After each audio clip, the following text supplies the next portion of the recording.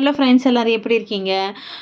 காலையிலே நாங்கள் பழைய கஞ்சி இருந்தது, நாங்கள் எல்லாம் குடிச்சாச்சு. பசங்களுக்கு ராகி கூழ் செஞ்சு கொடுத்தேன். ஆனால் கூழ் செஞ்சு கொடுத்தா பசங்களுக்கு அந்த அளவுக்கு பிடிக்கிறதில்ல இந்த மாதிரி. அதில் கொஞ்சம் நாட்டு சர்க்கரை சேர்த்து இந்த மாதிரி கூழ் மாதிரி காய்ச்சி வச்சுக்கோங்க. முந்திரி, பாதாம், நட்ஸு எது வேணாலும் உங்கள் விருப்பம் தான். நான் கொஞ்சம் பேரிச்சம்பழம், பாதாம், கொஞ்சம் திராட்சை இதை நைட்டே நான் ஊற வச்சுருந்தேன் ஜூஸ்க்கு போடலான்ட்டு. இதோட மிக்ஸ் பண்ணி அரைச்சிட்டேன். சூப்பர் டேஸ்ட்டாக இருந்தது. என் பசங்க நல்லாவே குடித்தாங்க. காலையில் ஸ்கூல் போகும்போதெல்லாம் நம்ம ஒரு கிளாஸ் பால் கொடுத்து அனுப்பிடுவோம், சரியாக சாப்பிட மாட்டாங்க. இந்த மாதிரி செஞ்சு கொடுக்கலாம், ரொம்பவே ஹெல்த்தியாக இருக்கும். ராகி கூழ் நல்லா சூடு ஆறட்டும்னு இந்த பேரிச்சம்பழம், பாதாம், தோலை உரிச்சிட்ட பாதாம் இதெல்லாம் சேர்த்து நல்லா அரைச்சி எடுத்துட்டு ஜில்லுன்னு குடிச்சிங்கன்னா சூப்பராக இருக்கும். அப்படியே குடித்தாலுமே நல்லாயிருக்கும்.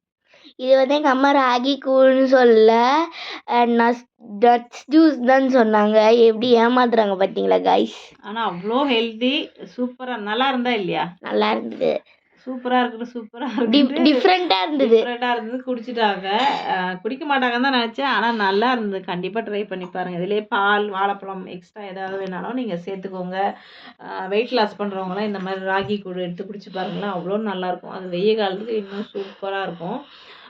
இன்றைக்கி என்ன பார்த்திங்கன்னா, எறா வாங்கியிருந்தோம்ல, அதை க்ளீன் பண்ணி எறா தொக்கு தான். என்னமோ குழம்பு, பிரியாணி என்ன செஞ்சாலுமே எனக்கு இந்த எறா தொக்கு வச்சு சாப்பிட்டா தான் எனக்கு சாப்பிட்ட மாதிரி இருக்குது. அதான் நான் எறா தொக்கு வச்சு சாப்பிட்டாச்சு. எறா கொஞ்சம் 1.5 கிலோ எறானதில் கொஞ்சம் நிறைய இருந்தது. அம்மா கொஞ்சம் ஃப்ரை பண்ணி கொடுங்க அப்படின்னாங்க. அதனால் கொஞ்சமாக எடுத்து ஃப்ரை பண்ணியிருக்கேன். நார்மலாக வெங்காயம், தக்காளி, கொஞ்சம் சோம்பு, மிளகெல்லாம் அரைச்சி ஊற்றி எறா தொக்கு வச்சுருக்கேன். சூப்பராக இருக்கும். அதில் இந்த தொக்கு வச்சாலும் நமக்கு வேலை ஈஸியாக முடிஞ்சிடுங்க.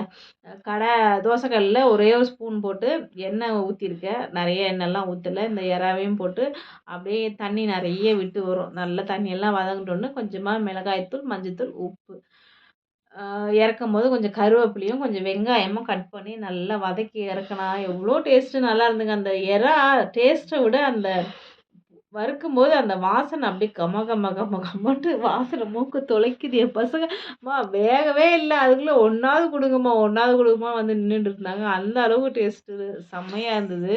ஏன்னா நாங்கள் வெளியே போயிட்டு வந்தோம்மா, உடனே கீழே வாசனை வந்துடுச்சு. கீழே பால் பாக்கெட் வாங்கிட்டு வரணும்னு போனாங்க, கீழே வரையும் வாசனை கம்ம கம்மான்னு வருது, கொடுங்கன்ட்டு அப்படியே சும்மாவே எடுத்து சாப்பிட்டாங்க. உண்மையிலே ரொம்ப டேஸ்ட் நல்லா இருந்து. கண்டிப்பாக ட்ரை பண்ணி பாருங்கள்.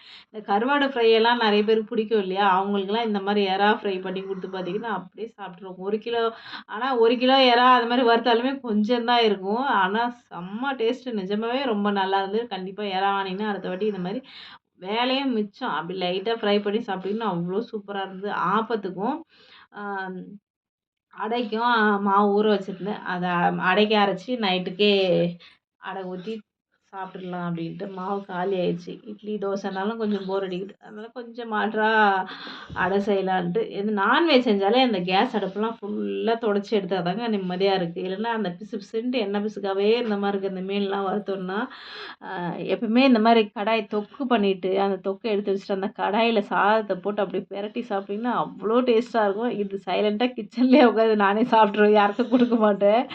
செம்ம டேஸ்ட்டு. கண்டிப்பாக நிறைய பேருக்கு இந்த மாதிரி கடாயில் போட்டு பிசைஞ்சு சாப்பிட்றது பிடிக்கும் அப்படின்னு நினைக்கிறேன். ஆனால் எங்கள் அம்மா இந்த மாதிரி நிறைய திருட்டுத்தன வேலை பண்ணுவாங்க.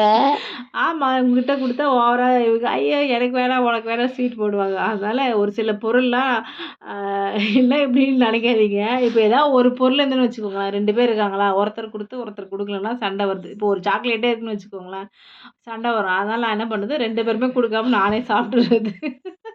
இந்த மாதிரி வேலையெல்லாம் நீங்கள் பண்ணுவீங்களான்னு மறக்காமல் சொல்லுங்கள். பக்கத்தில் என்னை பேச விடாமல் கிண்டல் பண்ணி சிரிச்சிட்டு இருக்காங்க. ஈவினிங் ஸ்நாக்ஸுக்கு கேக் செஞ்சு கொடுங்க அப்படின்னாங்க. கேக் சாப்பிட்டே ரொம்ப நாள் ஆச்சு. லாஸ்ட்டாக நாங்கள் எப்போ சாப்பிட்டோம், ஈஸ்டருக்கு சாப்பிட்ட ஞாபகம் இருக்குது. இல்லை, இவளுங்க பிறந்த நாளுக்கு சாப்பிட்டோம். போன வாரம் மாடியில் அந்த பாப்பா பிறந்த நாளுக்கு கேக் சாப்பிட்டோன்னு நினைக்கிறேன். சாப்பிட்ருக்கோம், ஆனால் சாப்பிடாத மாதிரியே ஒரு ஃபீல் ஆச்சு. ரொம்ப நாள் ஆச்சு இந்த கேக் சாப்பிட்டு.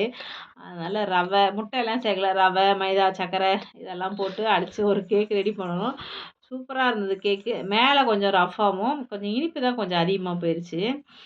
உள்ளே சாஃப்டாகவும் நல்லா தான் இருந்துச்சு. கொஞ்சம் தானே நம்ம செய்கிறோம், ஆளுக்கு ஒரு பீஸ் கட் பண்ணி சாப்பிட்ட உடனே காலி ஆயிடுச்சுங்க. டக்குன்னு செய்கிற ஒரு ஈவினிங் ஸ்நாக்ஸ் இதெல்லாம் என் சின்ன பொண்ணுக்கும் எங்கள் வீட்டுக்காருக்கும் பெருசாக அந்தளவுக்கு இஷ்டம் இல்லை. இந்த வேர்க்கடலை வறுத்து வச்சா அப்படியே உள்ளே போயிட்டே இருக்கும். அதனால் சின்னவளுக்காக வேர்க்கடலை வறுத்து வச்சுருக்கேன், பெரியவளுக்காக கேக்கு. 2 பசங்க இருந்தா அப்படியே மாற்றா இருப்பாங்க. ஒரு குழந்தையே ஒரு ஒரு மாதிரி இருக்கும் 2 பேருமே. ஒருத்தர் வந்து என்ன மாரி, ஒருத்தர் அவங்க அப்பா மாதிரி. ஒருத்தர் என்ன குடுத்தாலும் சாப்பிட்டுருப்பாங்க, பிரச்சனை இல்ல.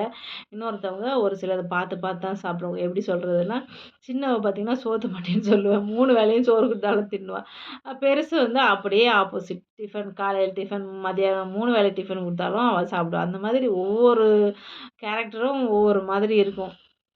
இன்னைக்கு சிலம்பம் கிளாஸ் இருந்தது. அதனால முன்னாடியே வேர்க்கடலை சட்னி அரைச்சு வச்சுட்டு போயிட்டேன். அ அடைக்கும் மாவு அரைச்சு வச்சுட்டு போயாச்சு. வந்தவுடனே சூடா அடைய சுட்டு வேர்க்கடலை சட்னி வச்சு சாப்பிட்டா சூப்பரா இருந்தது. கொஞ்சம் எறா தொக்கு வச்சு சாப்பிட்டு முடிச்சாச்சுங்க. தோசை வீடியோ எடுத்தா என்ன வீடியோ எடுத்து வச்சிருக்க பாருங்க. சூப்பரான அடை தோசை ரெடி ஆயிடுச்சு. வேர்க்கடலை சட்னியோட சாப்பிடும்போது அட்டகாசமா இருந்தது. ஓகே. ஆனா எங்க அம்மா இத அடன்னு சொல்லவே இல்ல.